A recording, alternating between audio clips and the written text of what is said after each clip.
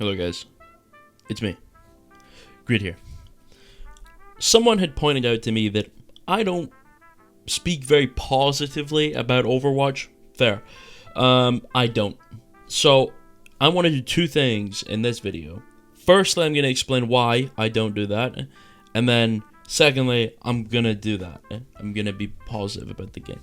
So, first reason I'm not super positive about the game is because, generally speaking, the point of why I make a video is not to just be like, here's what I think, or here's what I think it is. Nothing like that. It's to be like, it's to proc discussion. It's to be, oh, well, I didn't really think about it like that. And, oh, well, you know, I don't really have that much time in the game. This guy's got a lot of experience. What's his perspective on the game?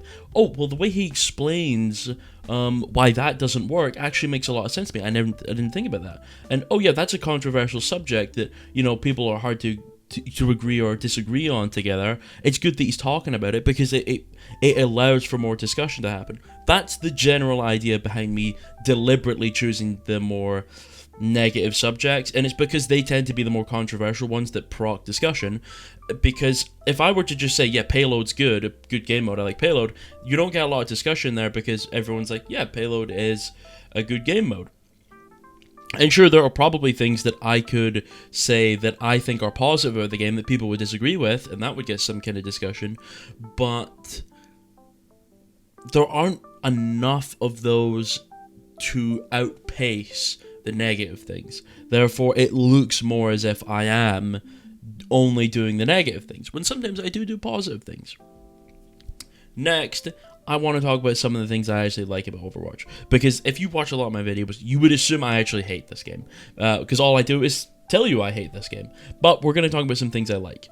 Number one thing that I like about Overwatch, the number one thing, is the older hero design, the older design philosophy to a certain degree. They did miss a couple of times.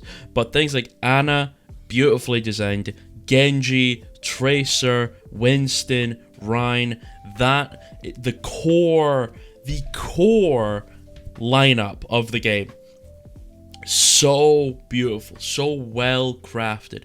Everything about it is perfect. None of the heroes have many, if any, flaws at all. Now, some of them do, I will admit. Genji Deflect can be a little bit reactionary, can be a little bit brain dead, can be a little bit, oh no, I'm in danger, press button, which I don't necessarily think is a very good part of the kit. However, I think as long as that part is minimized and you get more reward for using it proactively than you do reactively, then I generally think it's okay to have a relatively reactive part of the kit.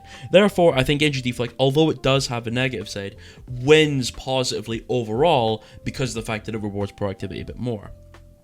Same thing with like Winston and Ryan. None of them have a cheesy button. Maybe Overwatch 2 Reinhardt's a little bit worse designed because of the fact that you can apply more single target pressure on angles a little easier, where you couldn't do that in Overwatch 1 because of the fact it didn't have the charge stop and things like that, the cancel. So maybe that's something to talk about. Maybe the charge cancel needs to go, but I actually quite like the charge cancel. Is it goofy? Is it broken? Yes, I agree. I don't really think he should be able to pressure out single targets that effectively, but he can because it's 5v5. In 6v6, I would say even if he had the charge cancel, it wouldn't be abusable to that degree because of the fact that you would get pressured out on your own angle yourself a lot, because if you were to charge in a little too aggressively, you'd have no escape and you could actually get killed because you're a lower health pool. So maybe in 6v6 it wouldn't be that bad, but I wouldn't know. Again, Winston, I don't know how to explain Winston. Winston is probably the best designed hero in the game, in my opinion. I think he has literally zero flaws. Everything about him is excellent. Everything about, there's no cheese, there's no fake value, there's no cheesy value. You don't get to cheat value on the hero at all. Every single tiny ounce of value you get on that hero is absolutely earned through nothing but sheer skill, game sense, execution, map knowledge, game knowledge, everything. All of it is earned, which makes Winston, in my opinion, the best designed hero in the game. I think he's fantastic. Again, Lucio, great design hero. I've spoken about Lucio before, but Lucio, a big reason I love him so much is because of the fact he has to make a decision. For example, speed boost is very, very strong, very good. Speeding your Ryan around is obviously very effective. However, if you're in your team speeding them around, calling, being an IGL perhaps, then you aren't off-flanking the supports. However, if you are off-flanking the supports, then your Reinhardt isn't getting the speed boost. There are trade-offs to these decisions. Sure, one might be more effective than another in any given scenario, but there is a level of decision-making. There is a level of pros and cons to each decision, because if I'm going to go dive this Widow, then, you know, what if they whole hog and my Ryan needs the speed to get out, but he can't get out because I'm not there to help him? And you have to balance these decisions. You have to make the correct decision, and even if you make the wrong one, you got to play your decision properly as well. It's not just about making a decision, it's about making a decision and then executing on that decision well, which I think makes Lucio a very well designed hero. Away from the heroes though, because we could go on about a lot of them all day, because I love a lot of the heroes in this game, I want to talk about the game modes. Now, people already know Clash, Push, and Flashpoint, in my opinion, are bad. I think Flashpoint is the least of the bad ones, but I still think they're bad. However, Payload, Hybrid, and King of the Hill are brilliant. Feats of game design. Absolutely fantastic. Now, I personally prefer Hybrid the most, though I do recognize King of the Hill is the most balanced game mode in the game. It's the most competitive game mode by far. It absolutely is the most balanced because the map is completely symmetrical. The map is completely played exactly the same way on both sides. There is not really anything about it that gives either side an advantage. Every advantage that is, you know, gotten in the game is absolutely earned. None of it is inherent to the mode or the map, which I think is fantastic. Overall, King of the Hill, beautifully competitively designed. A lot of the maps in it are very good. It's also generally pretty easy to design a King of the Hill map, because all you need to do is design half a map, because the other half is already made for you, because the maps are going to be symmetrical. I like the symmetry in the maps because it allows for pure skill to take place. There isn't one side of the map that's stronger. There isn't one side of the map that's played slightly differently, and if you get the wrong side that you don't know how to play, you have a slightly higher chance of losing. It's purely symmetrical, which makes it purely fair, and I like that. I like balance. I like competitive integrity.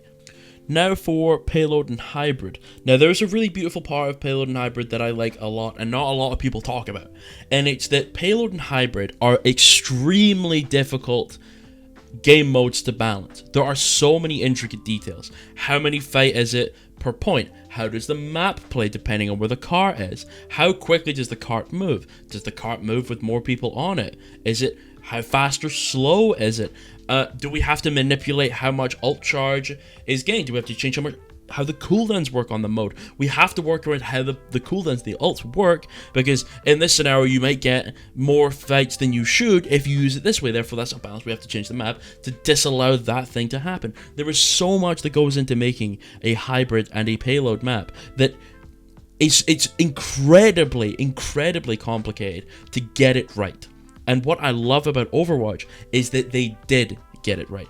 Payload and Hybrid, I would say, in my opinion, although it's not King of the Hill, which is the most balanced, I would say Payload and Hybrid are what makes Overwatch Overwatch. Also, I've killed that Sombra.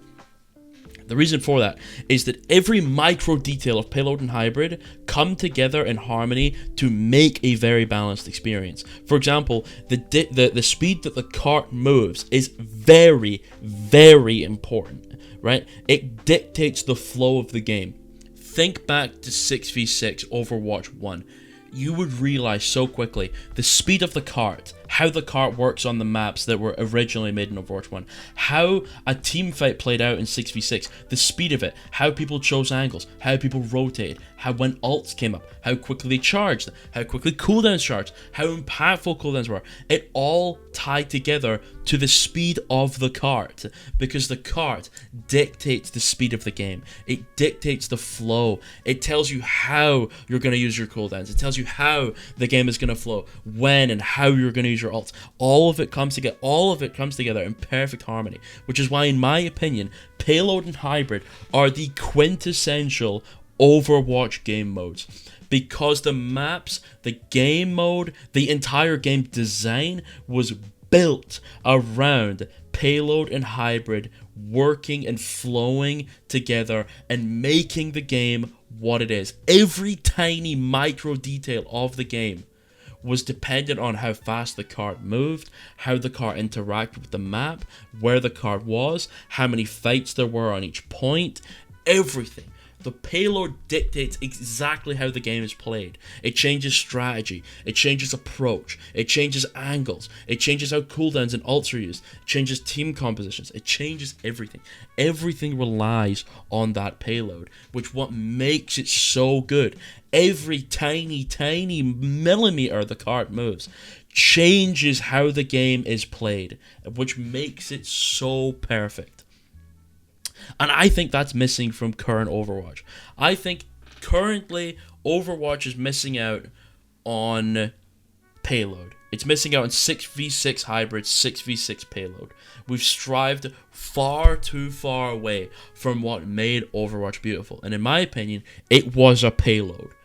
The Payload carried Overwatch, in my opinion. Apart from everything else, everything did great. But the Payload, that's where Overwatch is. It's on the Payload. So get on the Payload. Anyway, I love you all. I hope that made sense. If it didn't, tell me why I'm dumb. I love you all. Have a good day. Goodbye. Bye.